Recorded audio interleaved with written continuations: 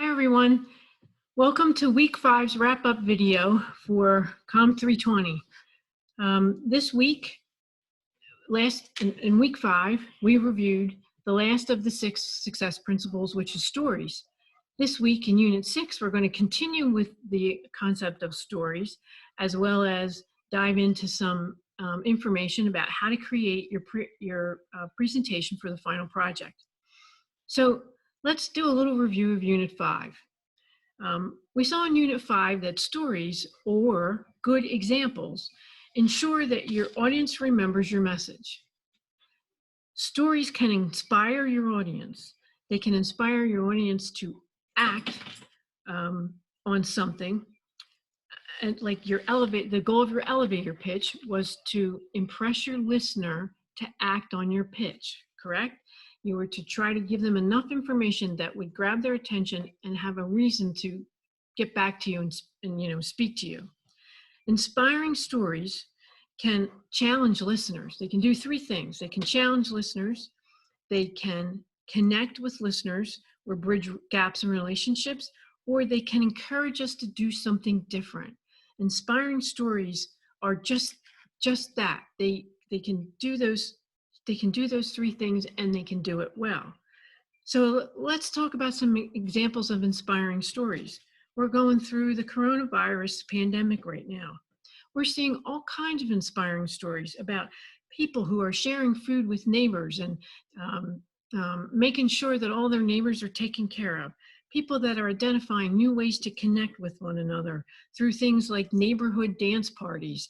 I saw a video of a neighborhood in upstate New York where one of the neighbors is a part-time DJ, and every evening he brings his equipment out on his porch on the 2nd floor, and all the neighbors come out of their house and dance for an hour, which is my kind of party.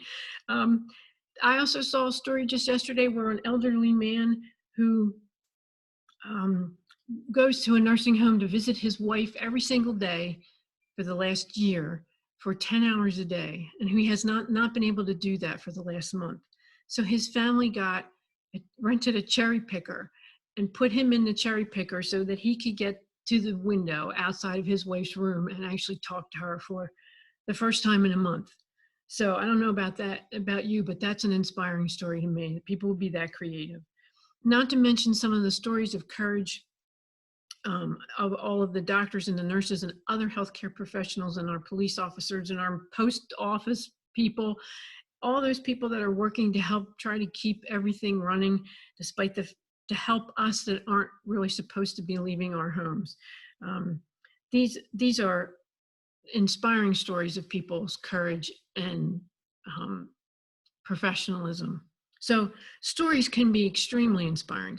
Stories can also simulate your message, because when we hear a story, we tend to replay it over and over in our head, and and we put ourselves in that place because we can often assimilate with a story. We can often put ourselves in the shoes.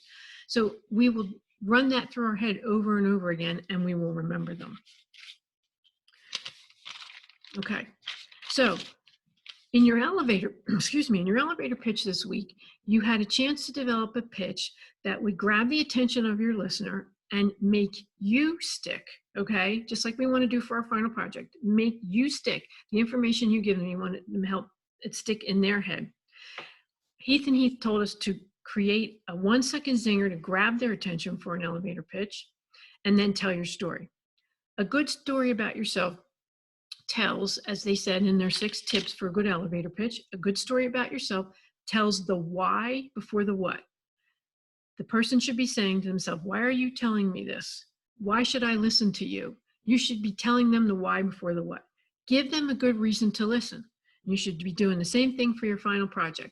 Start with a 1-second zinger and start with something that makes them think, why should I be listening to this presentation? But then you got to drive it home with some of the success principles. So for your final project, like we just discussed in Unit 5 and we are in Unit 6, a good story does have the same effect on your audience.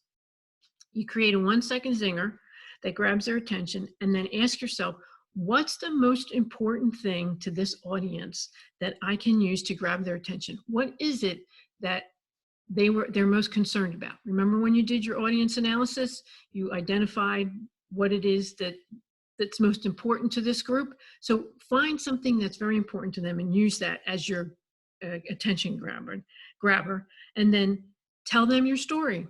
Inspire them by either challenging them, making a connection with like relationships, bridging a gap in relationships, or inspiring them to be more creative, to do something different or take a new approach than they've taken before. So this week, Unit 6 gives you excellent tips for creating a PowerPoint that does not bore your audience, that gives you tips about how to create a PowerPoint that has visuals, graphics, and minimal words to keep your audience's attention. But what's really going to keep their attention is how you use the success principles. So pay very close attention to the rule of three. The rule of three videos, there's 2 of them in this unit. Pay very close attention to that.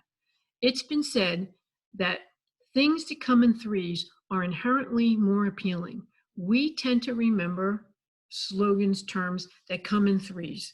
Notice if we're ever doing projects or things, we always seem to think we have to have 3 out, 3 candles, three this, 3 that on the table, on your end table. We group things in threes all the time. It's just part of our nature. So some examples of things that come in threes that are inherently more appealing are slogans, titles, or challenges. How about this slogan? Eat more chicken. Do you know where that slogan came from? That's from Chick-fil-A. And if you remember when they first came out about that, they put billboards up on I-95 with a cow painting the sign that said, eat more chicken, and chicken was spelled wrong. So a 3-word slogan that you remember, and the visual helps you remember that. Titles of things that are 3 words: movies, Saving Private Ryan, Good Will Hunting. How about the song Let It Be? Everybody remembers that. And how about the term Count Your Blessings? We all know that term. And then a rule of 3 can also be a challenge. How about the challenge, just do it? We all know what company that came from, don't we? It came from Nike. And another one that we probably all used regularly is the term go for it.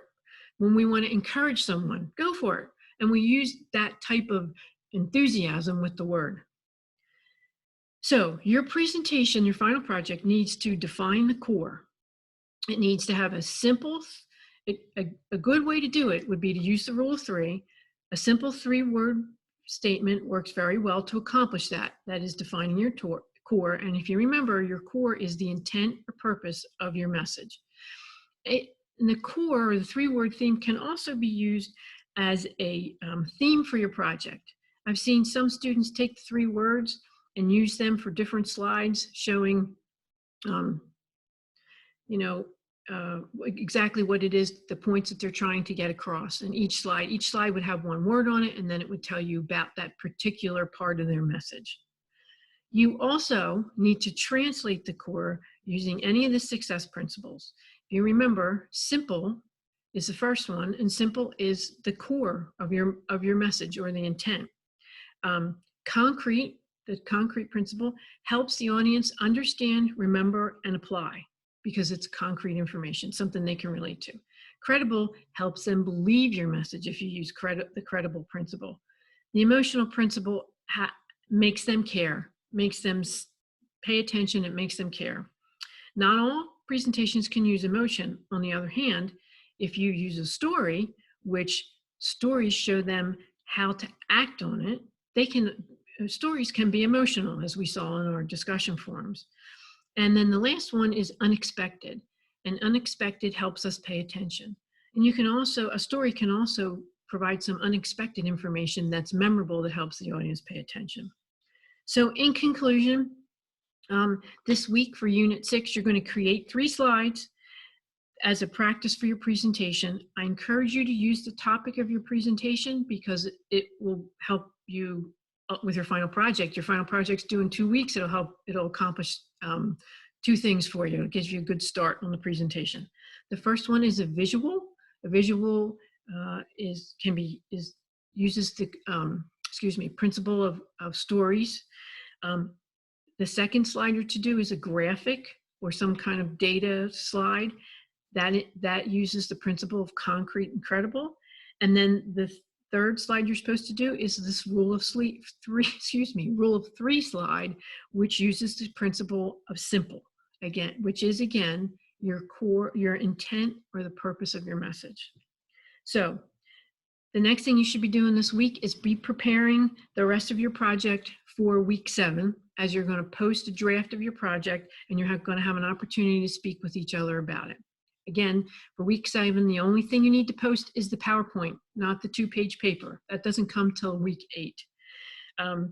So when you're providing feedback for each other for this week's PowerPoints and next week's discussion forum, both of them, please be concise and helpful with your feedback to one another. You want each other to do very well. Be concise and helpful. Use the success principles and the things we've learned in the course so far to provide your feedback to them and help them say, I'm not sure where I see simple or concrete, but I do see X. Show them, talk to them about it. You want to be able to create a presentation that sticks with your audience. In other words, it needs to be understood, it needs to persist over time, and it needs to change the way your audience thinks or acts. Okay, so you're all doing very well in this course. I'm very grateful for the effort that you're putting into the class and how well you're doing and how much you're paying attention to the concepts in the course. This is not an easy text to read. I know it's full of information and some of it's a little hard to digest, but you're doing a wonderful job. So keep working hard. And remember, everybody, stay healthy. I hope all of you and your families are doing well, and despite the challenges and the changes.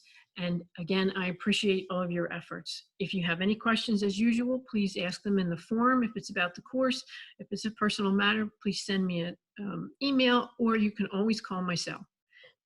Have a nice week all, and I will see you in this week's forum.